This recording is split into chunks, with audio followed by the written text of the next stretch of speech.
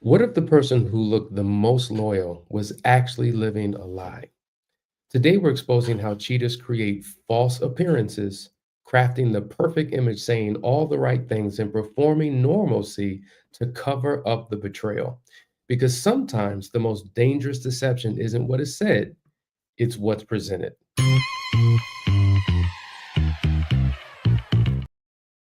All right, welcome to the Couples Academy Show. My name is Hasani Pettiford, and glad to have each and every one of you here with me this morning. Make sure you hit that subscribe button and make sure you like and share it because it lets the world know that you approve this message and you want this message to get out to people all over the world. As you know, we are rounding out this series on the cube of deception. We've been talking about how people deceive in the relationship after the discovery takes place. So today we're talking about false appearances when the affair is hidden in plain sight. Now, let me just tell you, I've been working with couples for 18 years, and this right here, this happens to be one of the most painful, confusing types of deception that takes place. Usually, this type of deception makes it very difficult for a person to begin to trust. And we're going to walk through why that is. Really quickly, I just want to give you a foundation for what false appearance is. By definition, false appearances are the deliberate actions, behaviors, and public displays used to create the illusion of honesty, faithfulness, and normalcy, while secretly hiding a very different reality. It's not about lying with words, it's about performing trustworthiness to avoid suspicion and delay exposure. Now, we were talking about the different animals, right, that represent different forms of deception. When it comes to false appearances, we think about the Trojan horse, which represents the ultimate false appearance, because sometimes that looks like a gift, right? But something is hiding destructively within. The Trojan horse was designed to lower the defenses while concealing betrayal. Why? Because false appearances are all about performance and image. And the Trojan horse is the perfect metaphor for for the betrayal discussed as something that's trustworthy. So you become confused and deceived because of how things are being presented. So we want to dive right into some of these behaviors that are a person who's operating in this form of deception, what they do, so you can quickly identify it. Maybe some of you have done this. Maybe some of you have been the victim of this, but we're about to get into it. So, number one of the classic signs of someone who's engaged in false appearances is that they have performance based reassurance that they're giving you, right? So, think about the spouse. They're in an affair, you don't know it. And the reason why you don't know it is because all looks well, all feels well, all is well. This is a person who uses affection uh, to make you think that everything is all right, right? There's a routine that they follow. They're very comforting in their language, right? And they do this thing to keep their affair under wraps. And so this is a person who says something like, you know, you're the only one for me, right? You know, there's nothing to worry about. It's you and me for life. They're constantly offering words of reassurance and comfort and validation because oftentimes people want to know, do you love me? Are you committed to this relationship? And one of the ways that we have a sense of security is by hearing our spouse articulate their love and commitment. And so, this type of deception, they will say all the right things that will give us a false comfort. Does that make sense? Oftentimes, they'll offer physical closeness, like we're very touchy feely. I mean, obviously, we're all over each other. We love each other. Sexual intimacy oftentimes is a normal part of our relationship, and it's used oftentimes as a cover for one's guilt. So while some say, you know what, because I was being unfaithful with my spouse, my conscience wouldn't allow me to get too close, and I felt myself moving further away from my spouse sexually and emotionally. With this type of deception, they usually lean in. So, to keep their spouse from ever thinking that anything was wrong, the sex is normal. It may be heightened, it may be full of passion. And so, it would never draw a conclusion in the mind of the betrayed spouse that there could be anything wrong. We love each other, we articulate it, we demonstrate it through physical intimacy. What could be better than this, right? And so oftentimes they're reaffirming their commitment in moments where suspicion may rise. So if all of a sudden a spouse has a question or a thought or something seems off, they're quick to jump on in there and reaffirm commitment, however they do it. We talk about the twins articulating your love and demonstrating your love. And so oftentimes one person operates in the articulation, but they don't demonstrate it. So they say all the right things, but there's no evidence in their behavior. And then some people demonstrate it, but they never form their lips to articulate it. This is a person in this form of deception who actually does boast to throw their spouse off the tracks. Okay. And so performance, think about the performance. All is well, things are going smoothly. And so there's no suggestion in his behavior, her behavior, that there's anything nefarious taking place. The second type, or the second point regarding the false image is image management. Okay, this is a huge one.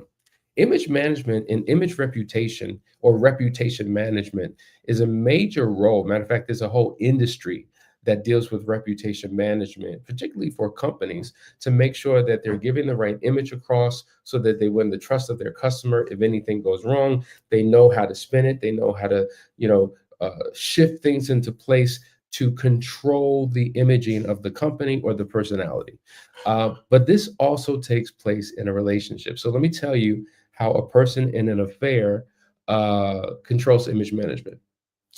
They're in an affair, but you'd never know it because they're constantly posting happy pictures on social media. You know how when a person is in an affair, they move away from social media? They don't even share pictures of their spouse on social media. So when we start looking through the history, it's just like, golly, there's no evidence of our marriage. What, do you not love me? Do you not care? This is a person who does the opposite. They'll go on dates. They'll have special moments and they will post and offer sweet, messages about their spouse to the entire world. They're oftentimes bragging about their relationship. And so they're giving an image that things are well, though they are secretly engaged in a relationship. This is a person who will often speak about their marriage and speak about how long they've been together and how faithful they are and their level of commitment. And they oftentimes will brag about their marriage when they're at church, when they're at work talking to their colleagues, when they're in social settings. And so this becomes the couple that everybody wants to be like, that they admire. They wish they could have this type of relationship, but secretly, he or she in the shadows, in the darkness, is living a secret life. This is a person in terms of image control. They serve, right? They're serving in ministry, serving in community. They're doing all types of wonderful things, volunteerism. There's a good image. This person represents like the good person. And the more good he or she appears to be, no one would ever think in a million years that they would be doing something secretly bad. And so creating a contrast between a public perception and a private behavior protects the affair. You got to remember, we all live three lives at the same time: a public life, a private life, and a secret life. And oftentimes there's a huge gap between these lives. And learning how to manage these all at the same time can become very difficult. But the person who's involved in this type of deception oftentimes does it very well. We have a question from Barbara Turner. I'm seeing this in real time. Currently reading your new book. Thank you, sis. That new book is Moving Forward After Infidelity: From Discovery to Recovery. And she says, how do I encourage my husband to read with me? He's against therapy. It's okay for me, but he doesn't need it. Emotional affair, he calls too much transgressions. Okay. A lot of times people do have resistance to counseling. And so we say, okay, well, in the meantime, why don't you read a book with him? So there's a few different ways that you can do this. If you want to bring him into the book, maybe you two have, I don't know if you have date nights. I don't know if you do work days. I don't know if you have daily debriefs at the end of the day where you talk and connect. I would just invite him into a conversation and say, hey, babe, I'm reading this book. It's really, really helpful. I know you're not into counseling right now, but would you be open to, reading the book with me? Ask him, be direct, see what he says. Could we take turns reading the book? Could I read it and then us have a topical conversation about what's in the book? I know it's a thick book, and sometimes people who don't like to read would never want to read something this thick. But maybe you treat it like a reference book, and you go to certain sections of the book and you read it together. Um, what you could do is preface it. Like, let's just say, you know what, babe, I read something really interesting in the book. I would love to talk to you about it tonight. Can we make some time? Okay, fine, we'll make some time. And so you're bringing the book into the conversation and reading sections or elements that stand out. So maybe you're not reading a chapter from beginning to end, but maybe you're giving him nuggets, right? Or seeding him with certain subject matter that's in the book, which hopefully will open up a conversation and dialogue to bring him further into the book, because now there's a curiosity. Another thing you have to do, and this is the mistake that I see people make all the time, whether they're the betrayed spouse or the unfaithful spouse, they always have their own agenda that they want their spouse to buy into.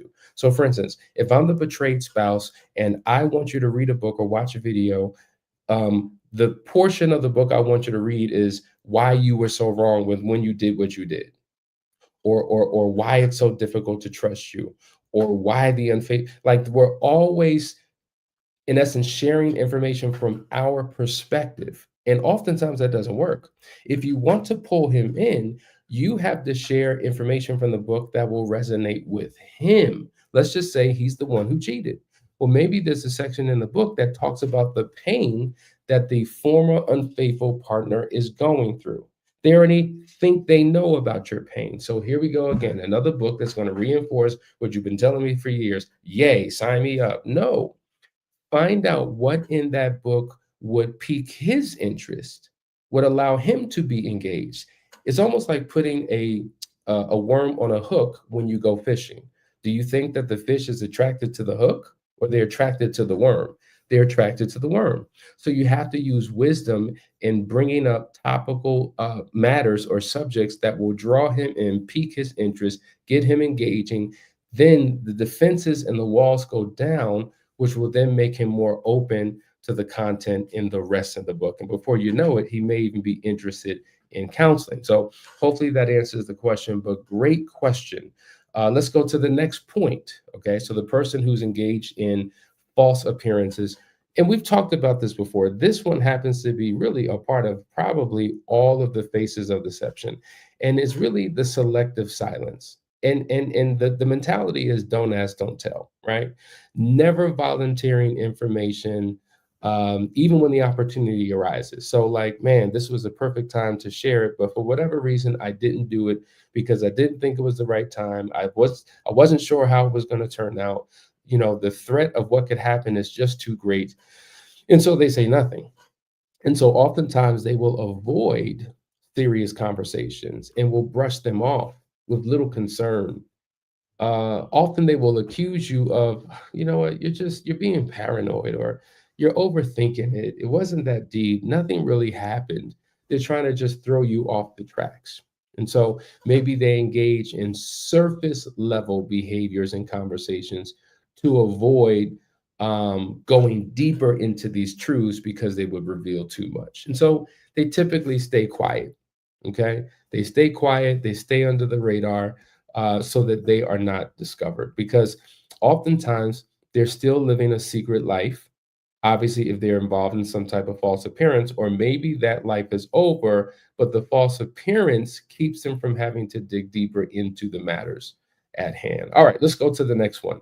The next one we're talking about, and I hope this is clear, we're talking about the false appearances. This is one of the most, I don't know, some would say nefarious forms of deception, because, man, not only did you tell a lie, you were living it. Like, you went out of your way to create a false narrative that was so convincing. And so the next part of this is what we call intentional normalcy. right? So this is a person who maintains routines. For instance, they keep schedules and routines, and they honor traditions that are a part of the family tradition. Now, think about this. Usually, when an affair is taking place, a person breaks routine. They begin doing things differently. They're working late, they're going to work early. You start looking at the patterns of how they govern themselves accordingly, and you're looking at major shifts and changes which cause suspicions, right? There are red flags everywhere, but you would never see a red flag with a person who's engaged in this false type of appearance, because they're dotting every I, crossing every T, and making things look so normal that and it's damaging for the betrayed partner, because oftentimes they begin to not just question their spouse, but when the truth comes out, they begin to question themselves. We'll get there. And so this is a person who they're laughing, they're engaging in small talk with you, they're behaving in a very affectionate way, they're giving you all of the nonverbal and verbal cues that all is well. Okay. They avoid noticeable emotional withdrawal that might cause suspicion. As I said, oftentimes a person has a conscience, and their own internal guilt causes them to shift and drift away from their partner. Why? Because they don't want to be seen. It's just like a person who has an addiction. When a person has an addiction, rather seeking comfort and companionship from other people, they isolate themselves, because there's this internal guilt and shame with the addiction that they have, and they run to a bottle. Why? Because this bottle won't judge me. This bottle, won't criticize me. This bottle will keep my secret. And so they avoid people oftentimes because they're trying to avoid exposure. Likewise, when someone's in an affair, they have a tendency to avoid. But no, this type of betrayal, they actually lean in. They don't want any type of noticeable emotional or physical withdrawal to take place, because that may increase your level of suspicion. And so you see them, they're out on dates with you. There's family time that they engage in. They're playful with the kids. They're playful with the friends and the neighbors and extended family. They're showing up to all of the events. They are there and very present. And so this is usually a strategy that they're engaging in, so that you would never know in a million years. Can anybody relate to this? Has anybody been in this type of affair where they were completely blindsided because there was no actual evidence that anybody could point to that would suggest that anything was wrong? Let's go to the next one. Then we have false humility or overcompensation. Okay. Now, what does this look like? This is displaying guilt and remorse or good behavior in public to avoid scrutiny or to appear above reproach, right? So, this type of personality and this type of deception, they often offer unsolicited compliments. They're always complimenting, babe, you look so beautiful today. Oh my God, the way you handle that project. You're such a gifted person. I love the way you cook. So they're flowering you and showering you with all types of words of affirmation. Maybe they're serving you, right? Think about the five love languages. They're serving you. Hey, babe, what do you need? Do you need me to run to the store for you? Hey, can I help you with the dishes? Like, they're showing up and demonstrating acts of love. Hey, babe, I was just thinking about you. I bought you this gift. This gift, now it could be your favorite candy bar and the fact that they thought about you on the way home, or it could be that designer bag, whatever it is, they're constantly giving you um, acts of service, physical touch, words of affirmation, quality time, all of these things, right? All of these displays of affection, so that you are completely blindsided. When the truth comes out, you're shocked. You're like, how could this ever be? Uh, Now, check this out. They overcompensate with spirituality. So they're becoming more spiritual, right? They're showing up in church. They're praying. They're serving in ministry. They're reading the word with you. You would never in a million years think that your spouse was involved in the affair because of their faith tradition and their practices, right? This obviously must be a person of integrity. They become emotionally available to you whenever you need them. So these type of things, this overcompensation of behavior would never let you think that they were doing something that was inappropriate. And then finally, we have what is called emotional mirroring. Okay. So, for instance, emotional mirroring is when they mirror your emotions and they show up in a very empathetic way without revealing the truth. And so, saying things like, I feel that way about you too, babe. Or, you know what, we're in this together. Right. So, they stay emotionally connected to you without acknowledging the hidden betrayal. Right. Oftentimes, they're matching moods. Okay. And emotional energy to blend in and to not be honest. Sometimes they're crying and showing remorse, but without confessing, just enough to keep you from being suspicious. And so it's a very intentional thing that they're doing. This is not something you do by accident. This is not something you do haphazardly. This is an intentional effort to keep a person in a particular place of emotional blindness. Now, let's talk about what this does to the betrayed spouse. When a person is operating in this form of deception, number one, it creates deep confusion. Deep confusion because they thought that everything seemed fine. So the betrayal feels like it came out of nowhere. Okay. It will cause a betrayed spouse to oftentimes rewrite their memories. They begin replaying past moments in their mind, wondering, was it really real? And how could this have been? So when we talk about post-traumatic stress disorder, oftentimes people are focused on the word post, which means after the betrayal. But it's a multi-dimensional trauma that a person experiences because it impacts every aspect of their life, their past, their present, and their future. So regarding their past, it, like I said, it forces me to reevaluate and rethink about the past. Now I'm questioning everything. I'm questioning our relationship. I'm questioning, did you ever really love me? I'm questioning, were you ever really honest? What about when we went on that vacation? What about during that season of our life? What about when we had that child? What about when we were dating? You begin to rewrite every memory because they were so good at covering things up. And here's the challenging part. A lot of times when the truth comes out and is finally revealed, and they're going through a recovery process. And now they're showing up to do all the right things. The betrayed spouse, several months in, though the spouse is doing all the right things, they can't believe it. They don't trust it. Well, why? Because the betrayed spouse says, well, he or she was doing this all along. They were always showing up this way. They were always loving. They were always kind. And so now that they have to do it when the affair comes out, I don't know if I should believe this because it's more of the same. See, that's what makes this type of betrayal so difficult. For the betrayed spouse, it magnifies the betrayal because obviously the truth hurts, but their performance adds another level of devastation. So not only am I hurt by what just came out and what was revealed, I'm hurt about your years of behavior and performance that was fake. It was fictitious. You were intentionally living a double life. And I struggled not just with the betrayal, but who you are as a person that will allow you to do this while the betrayal was hiding in the shadows of our relationship. Okay. And then finally, one of the things that the betrayed spouse struggles with, it can oftentimes lead to public humiliation because others saw the mask and they praised the deceiver. So when the affair comes out and is revealed to others, they're shocked. Not him, not Bob. James? Really? Sarah? Susie? Right? So there's this public image that they've been carrying. And now the spouse is holding on to this secret private image that's just been exposed. And it makes the pain a lot more difficult for one or two reasons. Either A, this public image that everybody thinks of you, I know the real truth.